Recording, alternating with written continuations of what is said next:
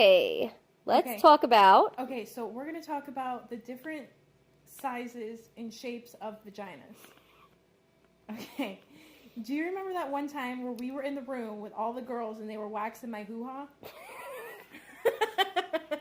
Do you remember? I didn't know it was going there, but yes, I do remember that. Do you remember when my hoo-ha was getting waxed in front of it? Am I on camera? No, I'm on camera. Okay. But do you remember? Yes, I was in the room. Do you still have the recording? No, I do not. On my other phone, I have the recording of us waxing your vagina and talking about your pussy lips. Yes, I do have that. So, they have an actual surgery out nowadays where women are going and they're getting their lips. What are those lips called? Like, what is the technical term for that? Curtains?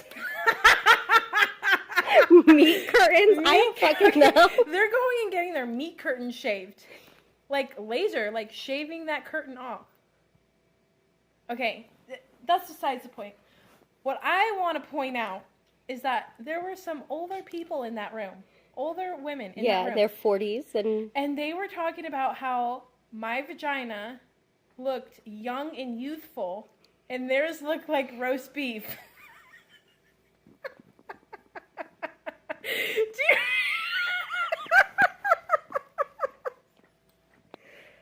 Yes, I remember. Roast beef. Yes, I remember the conversation quite well. Okay, and the reason I'm saying this, it's all coming to a head right now.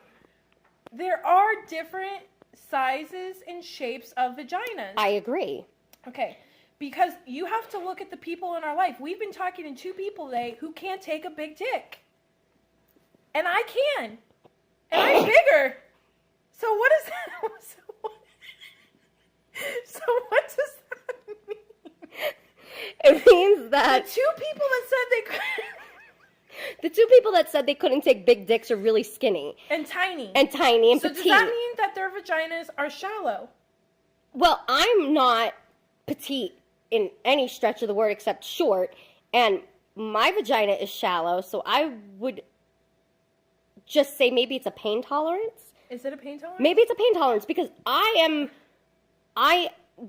maybe we should leave this open forum and ask the viewers what they think. Okay, so I usually do let them respond with what they think, and this is going to be real fucking interesting. I can't wait to see this.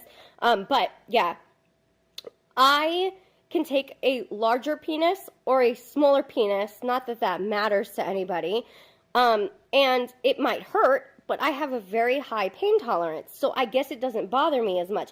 But then you get these other women who are like, 4 inches is just too much for them, and they can't handle it. So is it their vagina? That's the problem. Any doctors out there maybe want to answer?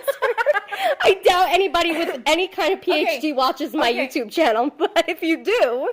Okay, so please. there's number one. But the second... There's more. Okay, wait. The second thing to this, the second part to this was, there are different types of vaginas, and apparently I have a buffalo.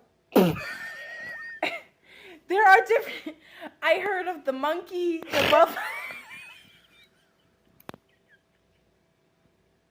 What the fuck does it mean to have a buffalo vagina? I guess it's the way that the lips are shaped. But when I stand there...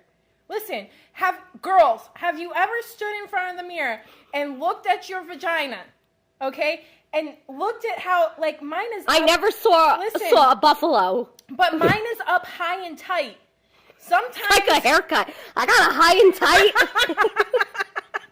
Sometimes that is not the case. This is a serious conversation that's happening right now. Not just because the camera is on.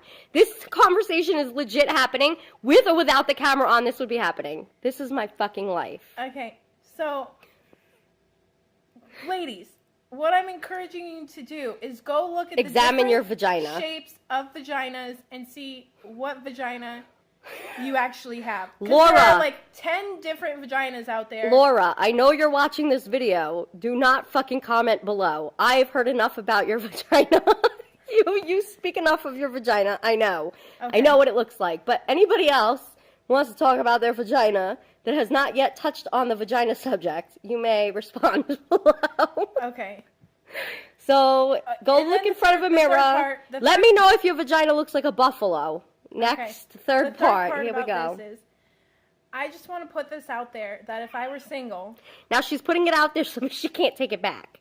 Go ahead. if I were single, because I'm Okay. married and I happen to love my husband. Okay, but if you were single, But if I was single, I would be the highest paid call girl in this fucking room.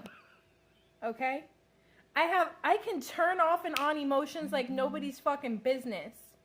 I can fuck somebody for money. I don't know a lot of people that could do that. But before my husband, let me tell you, that's exactly what I did. And I had a banging ass body and I fucked for money and nobody said a goddamn thing and I had a car, I paid for all my bills, everything. But apparently, there's people in this world that can't turn their emotions off. I'm just saying, you gotta call it like it is. And we're looking at one right now. This bitch. This bitch can't turn her emotions off because guess who? Can't. Ask her who she's with. I love my husband. Oh fuck. I can't turn my emotions off. Anyway, no, you cannot say that name on video. Anyway, that's the end of the video. I'm not gonna say any names. I'm on another team right now. I'm batting for another player. Another team. I'm for another player. She's a fucking idiot. Don't listen to her. If you're gonna be a hooker, do it right. Learn that lesson and learn it quick. There you go. Life advice from my bestie who hit her head at some point today and lost her fucking mind completely. I am so sorry that this is going on YouTube. Thank you. Have a great night. There will be more videos to come tonight, I'm sure. But that's it for right now because I don't think that my fucking heart can handle anymore at the very moment. I definitely need a drink. So, done. Good night. Goodbye. See you later.